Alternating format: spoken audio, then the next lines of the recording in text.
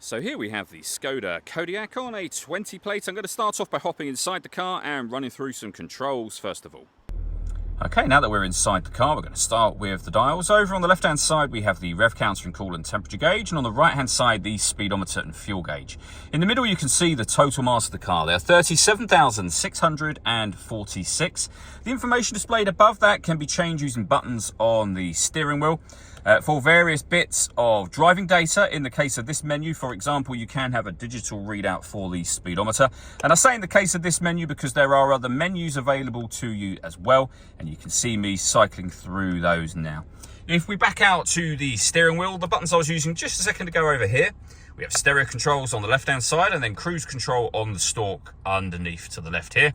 And then in the center, the main touch screen for the car. So we're on the radio menu at the moment where you've got DAB and FM radio available. If you want to listen to your own music, you can do. There are plenty of options for that.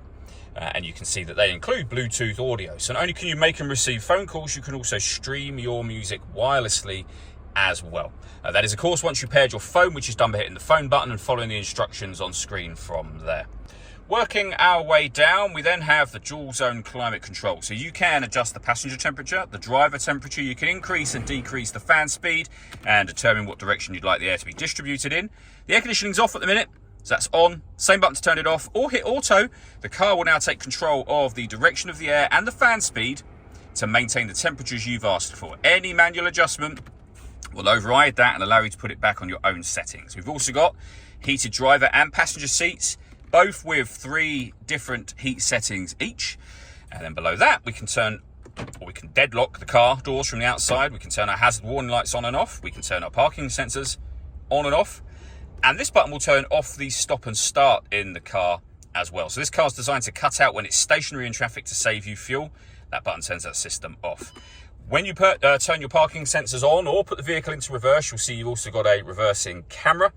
We then have the gear lever for the fully automatic DSG gearbox as well.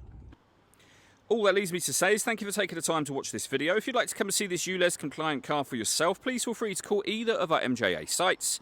We'd love to hear from you soon.